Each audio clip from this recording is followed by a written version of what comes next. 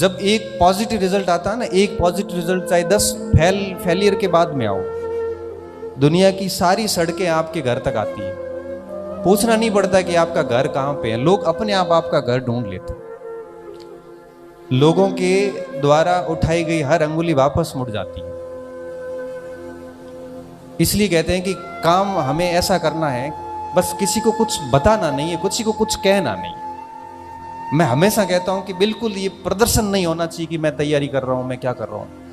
आप यहां पे रहिए, सूरतगढ़ी रहिए, 5-7 का ग्रुप बना के रहिए और मेहनत ऐसी कि जान निकल जाए, और रात को 12-1 बजे तक पढ़ते पढ़ते ऐसी स्थिति आ जाए कि यहाँ पे सीने पे रखी हुई किताब पड़ी रहे और आंखें बंद होने लगे कि भाई मेरे से इससे अधिक हो नहीं सकती। उस दिन आपको लगेगा,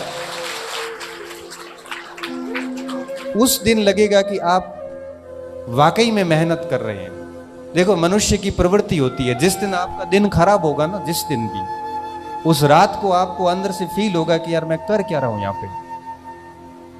रात को ठीक से नींद भी नहीं आएगी, हो क्या रहा है, मतलब मैं आया क्या हूं यहाँ पे, किस लिए यहाँ पे आया हूं। और जिस दिन आप सुबह उठ के और रात को सोने तक पूरे दिन जबरदस्त पढ़ाई की, मतलब आपकी क्षमता से एक कदम आगे, उस रात की नींद ही अलग होती है, उस रात का सेटिस्फेक्शन अलग होता है। और मैं कहता हूं स्टूडेंट को, आप है ना ऐसे 5 दिन करके देखिए, 5 दिन आपको एक अलग प्रकार की अनुभूति होगी। और जब कुछ नहीं हो रहा, समय खराब हो रहा, तो खुद से सवाल कर लीजिए। मैं दिल्ली में था, उसी साल की बात है, 31 का टाइम था और बच्चों ने कुछ पार्टी गई थी, तो सभी ने कहा कि पार्टी करेंगे आज, ये वो। मेरे को कहा आप भी आना, मैं भी चला गया।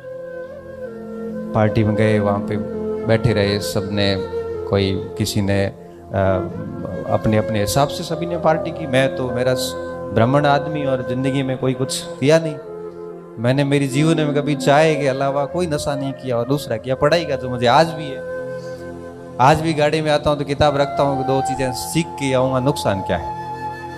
तो 2-2:30 बजे वहाँ से फ्री हुए घर आया तो आपको पता है कि 2-2:30 बजे सोते हैं, फिर सुबह जल्दी उठ नहीं पाते, पूरा शेड्यूल बिगड़ा। मैं बैठे रात को वापस जाता, सोचा कि गाँव छोड़ के बाड़मेर आया, बाड़मेर छोड़ के दिल्ली आया, क्या यही करने के लिए आया हूँ।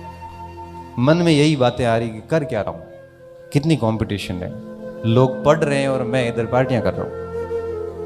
कितनी मुश्किल से पापा पैसे भेजते हैं, बड़ी मुश्किल से गाय का 2 किलो घी बचा के बेच के उसमें से 800-1000 रुपए आते हैं, वो बेचते हैं कि मेरा बच्चा पढ़ाई कर रहा है। उन्होंने खुद ने बाइक नहीं ली, ना साइकिल ली, वो पैदल ले आते हैं कि मेरे बच्चे को साइकिल दिला दूं ताकि वो कोचिंग और रूम का डिस्टेंस है वो जल्दी कवर कर सके।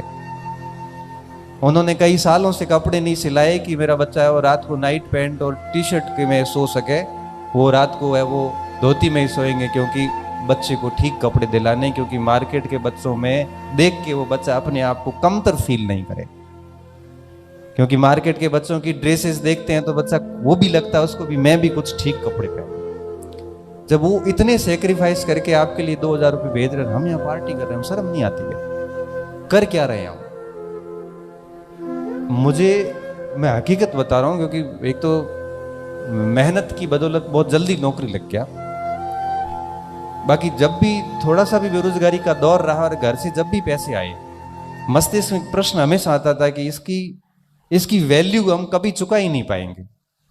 बस इसकी वैल्यू यही है कि जो उन्होंने उम्मीद की है हम उस अनुसार पढ़े। आप सोचो कि मैं अहमदाबाद के अंदर हॉस्पिटल में एडमिट, राजस्थान अस्पताल के अंदर, मेरे वही कोलाइटिस की प्रॉब्लम, और मैं सोता सोता यहाँ से मेरे को कहा था कि भाई एडमिट करेंगे, तो मैं साथ में 4-5 किताबें ले गया।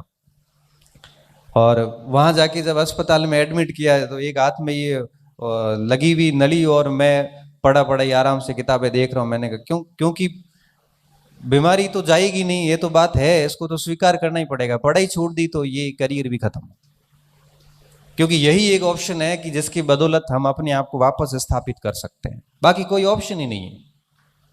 तो परिस्थिति हम, क्योंकि देखो हम रोज ऐसे कई जगह देखो, छोटी सी समस्या आती है तो बच्चे मैसेज करते हैं मुझे, सर मेरे ये दिक्कत है, वो जीते जी तो आएगी।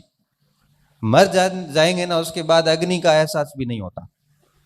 अगर आप जिंदा हैं ना तो दिक्कतें आएगी, किसी के फैमिली इश्यूज होंगे, किसी के आर्थिक इश्यूज होंगे, किसी के शारीरिक होंगे, हर प्रकार के इश्यूज आते हैं। लेकिन मैं ये मानता हूं कि अंदर अंदर धुन होती है ना एक, अगर वो धुन है तो मुझे लगता है कि वो समझ